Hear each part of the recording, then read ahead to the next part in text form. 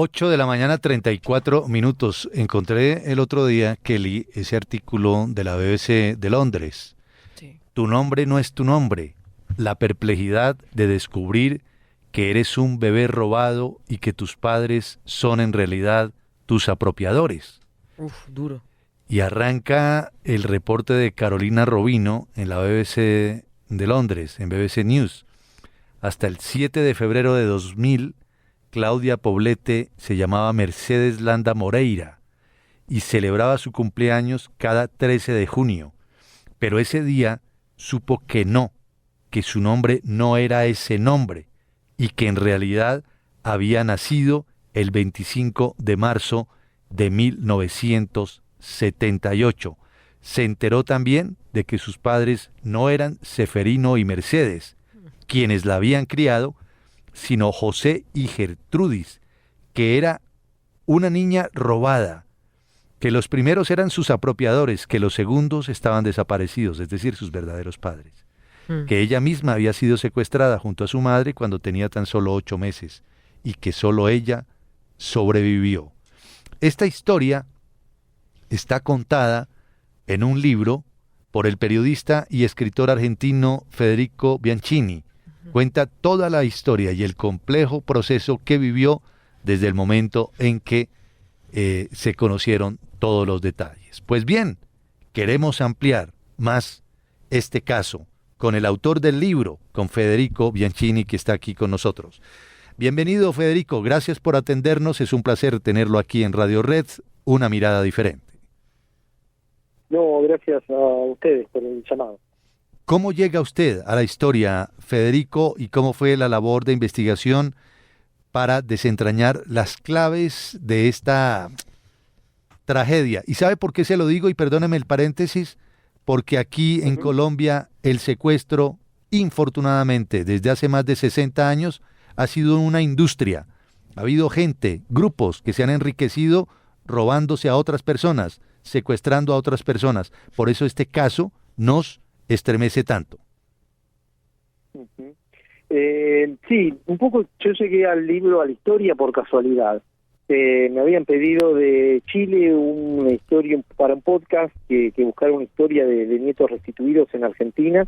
Hablé con la gente de abuelas de Plaza de Mayo, y la jefa de prensa, que es amiga, me dijo, mira, hay un caso que es una chica que mucho no habla con periodistas argentinos, pero si este es un podcast para Chile seguramente acceda. Me contacté con ella, la entrevisté, y a medida que fui conociéndola, que fui descubriendo la historia, me di cuenta que eso era mucho más que un podcast, que propuse a ella hacer una crónica larga, un reportaje, y a medida que fui conociendo y metiéndome en los distintos aspectos, aristas, noté que era para un libro y le propuse que era la posibilidad de hacer un libro con su historia. A mí me parece que, como mencionabas, los secuestros en Colombia, a mí lo que más me llamó de la atención de esta historia fueron los 20 años de engaño, 21 años en realidad, los 21 años que ella pasó engañada. Sus apropiadores se encargaron de hacerle creer que la otra persona la llevaban a la escuela, la volvían a traer, le hacían, por ejemplo, su apropiador era un agente de inteligencia del ejército, entonces cuando veía una película lo que hacían es, se la ponían en una videocasetera antes y la grababan en otra. Entonces le sacaban las partes que pudieran tener algún contacto con la realidad argentina de ese momento, y lo que terminaba sucediendo es que ella veía una película que no tenía sentido, ¿no? Personajes que aparecían y después no volvían a aparecer nunca más, o diálogos truncos, era así como una cosa muy extraña.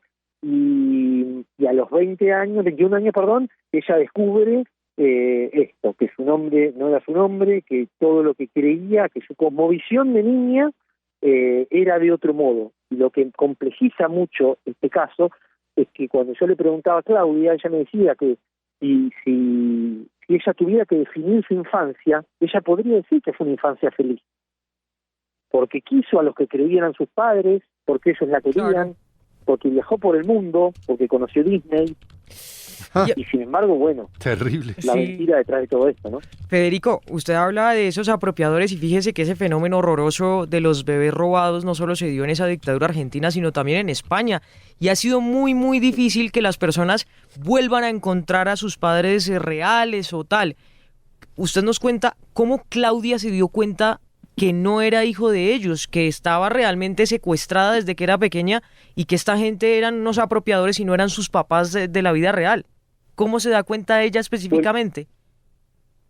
Ella siempre había tenido la presunción de que había algo que no encajaba.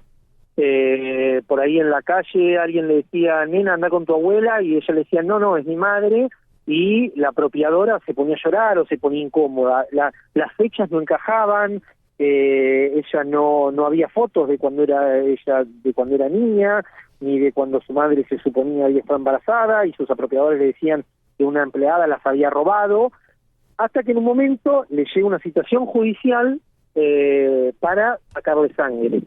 Ella habla con su apropiador y él le dice que eso es toda una mentira, y ahí descubre que ella ya se había sacado sangre, recuerda, más chica, y después de haberse sacado sangre, sus apropiadores por ahí se iban de viaje a España con ella.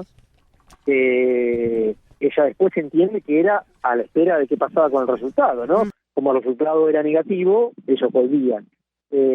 Finalmente, el juez la llama, y ese es el comienzo del libro, el momento del comienzo del libro, el juez la llama, ella trabajaba ella se dedica a ingeniería en sistemas, trabajaba en una empresa, y en la hora de la comida va a ver al juez, y le dice a sus compañeros de trabajo, vuelvo un ratito, tengo que hacer un trámite y vuelvo.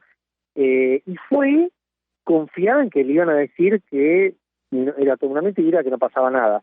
Y cuando llegó, ella dice que ve sobre la mesa del juez, había un psicólogo, había otras personas, una carpeta con 3 fotos. Eran fotos en blanco y negro, de un hombre, de una mujer y de una bebé. Y ella dice que cuando ve la foto de la bebé, ella deja de escuchar lo que le estaban diciendo, porque ella se da cuenta de que esa bebé era ella. Empieza a llorar, a no poder parar de llorar, mientras el juez le decía que le hablaba de genética. Ella solo sabía que lo que ese hombre estaba diciendo era verdad, pero no podía más que llorar para procesar eso, ¿no? Bueno, ahí empieza un camino que le llevó más o menos unos 18, 19 años, quizás más, incluso todavía sigue hoy, de cómo manejar esa verdad, ¿no? ¿Qué hacer con esa verdad? Es un poco lo que yo me planteaba cuando arranqué con la idea de hacer el libro. ¿Qué haría uno en esa situación? Claro. ¿Cómo puede manejar No. todo eso? No, qué fuerte, qué fuerte. Ahora, Federico, una inquietud, digamos, casi que retórica, pero para nosotros aquí en Colombia no tanto. ¿Por qué el término apropiadores en vez de secuestradores? ¿O cuál es el matiz que hay a la luz de la legislación argentina sobre el asunto? Bien, es importante esa distinción. A Claudia, sobre todo porque lo que pasó después es que por el secuestro, lo que pasaba en Argentina, había unas llamadas leyes de impunidad, ¿no? Por las cuales había algunos militares que no podían ser juzgados. Pero estas leyes de impunidad tenían excepciones. Una de esas excepciones era el robo de bebés. A Claudia y a sus padres los secuestran una patota militar. Esta patota militar luego entrega a la bebé a una pareja de apropiadores, que son los que la crían durante 21 años.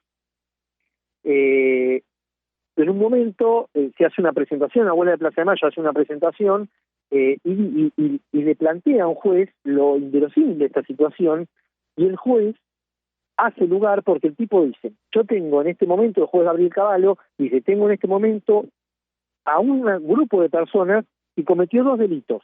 Por un lado, secuestró una niña y la dio en apropiación. Y por otro lado, un delito de mayor cuantía penal, que es el secuestro y la desaparición de los padres. Pero yo, según las leyes argentinas de ese momento, puedo procesarlos por uno y no procesarlos por otro. Y esto es un delirio jurídico, y entonces es en ese momento que a partir de ese caso se derogan las llamadas leyes de impunidad en la Argentina. Claro. ¿Y a estos padres apropiadores la ley también les cae de alguna manera? Exactamente, ellos tuvieron una condena, en el caso de Seferino Landa fue de 9 años y 6 meses. Lo que pasa es que él estuvo muy poco tiempo en cárcel porque cuando lo condenan ya estaba muy próximo a la edad que permitía pedir la prisión domiciliaria, y a su esposa, Mercedes Moreira, como ella no había firmado ningún tipo de papel, tuvo una menor pena y fue directamente a su casa. Lo que es muy curioso es que durante mucho tiempo, después de saber la verdad, Claudia Poblete vive con sus apropiadores, sigue viviendo con ellos. ¡Wow! Tremenda película. ¿Qué hace hoy en día Claudia? ¿Qué es de la vida de ella? ¿Cómo está a partir de enfrentar todo esto que le ha ocurrido? Eso es muy interesante porque ella pasó de ser, en ese momento le cuentan la verdad y ella decide que va a seguir viviendo con sus apropiadores. Y hoy ella ya forma parte de la comisión directiva de Abuelas de Plaza de Mayo. Su abuela, Oscarita Roa, es la vicepresidenta de la institución, o sea, ella ya está directamente, forma parte orgánica de la organización de Abuelas de Plaza de Mayo. Federico, perdón, ¿y cuántos bebés de estos faltan, no, por identificarse? Exactamente, ese es otro punto muy importante, que son 300 bebés que todavía no conocen su identidad. Y algo muy fuerte es que Claudia me decía que para que haya sido posible durante tantos años su apropiación, se necesita por lo menos el silencio de unas 100 personas. Porque claro, en la familia, en ambas familias, de repente llega un bebé y hay un montón de gente que tiene que hacerse la distraída para... claro, la vista gorda, esto. Claro, mucha gente callando, haciéndose el loco ahí. Uh-huh. Tremendo. Entonces, estos 300 bebés implican que hay un silencio que todavía continúa. Pues muy interesante esta historia que está consignada en este libro que recomendamos hoy a nuestros oyentes en Radio Red, Una mirada diferente. Tu nombre no es tu nombre. Su autor, Federico Bianchini, escritor y periodista argentino, y es una historia de la vida real francamente estremecedora. Virgen Santa, y qué paradoja. Claro, a ella los militares la secuestran junto con sus padres, los padres, chao, los desaparecen, y ella es entregada a unos apropiadores, ¿verdad? Y se cría con ellos. Uh-huh. Y oh paradoja, ella considera que tuvo una infancia feliz, incluso viajó, estuvo en Disney y todo el rollo, hasta que se da cuenta de que durante 21 años había sido engañada y no había tenido contacto con la realidad. Tremendo libro, Federico. Vamos, felicitaciones, de verdad, qué bien. Muchísimas gracias. El libro lo editó Libros del Cabo y se consigue en Amazon. Por ahora salió en España en físico, pero está disponible en Amazon para toda la región. De acuerdo, entonces a los oyentes, una vez más, tu nombre no es tu nombre. Y el autor Federico Bianchini, escritor y periodista argentino. Bienvenido siempre, Federico, gracias por acompañarnos. No, muchísimas gracias a ustedes por darnos. Bueno, ¿qué tal esa historia de vida? Tremenda historia, ¿no? Fíjese, muy interesante lo que nos decía para ese término de apropiadores y de los 300 bebés que todavía faltan por identificarse porque fueron robadas a estos jóvenes en el momento de la dictadura argentina, y por eso las abuelas de Plaza de Mayo, que se han dedicado obviamente a buscar a sus nietos. Para los oyentes, bueno, una película vieja, La Noche de los Lápices, que muestra ese horror de la dictadura argentina y de todo lo que pasó, y una de ahora, que está ahí en Netflix de hace poquito, que es Argentina 1985, ¿no? Que muestran específicamente esos juicios. Fíjese que es un horror. Hay un documental también que hace La Sexta, Juan, en España, el canal, que habla de los bebés que se robaron durante la dictadura de Franco, que llevaron a estas mujeres que estaban embarazadas a centros de monjas, fíjese, en esos lugares les quitaron a sus hijos, y este es el momento en el que en esa dictadura española tampoco se conocen las identidades de los niños que finalmente fueron robados, muchos que se fueron a otros países, y este drama de Argentina, imagínese. Qué horror. Su nombre no es su nombre. Hágame el favor. Kelly, usted no se llama Kelly. Tosco. Otro nombre. No, ¿qué tal? A estas alturas de la vida. No, imagínese usted años, darse de cuenta a los 35 que su vida ha sido una mentira. Hágame el favor. No, eso es una tragedia. 8:48.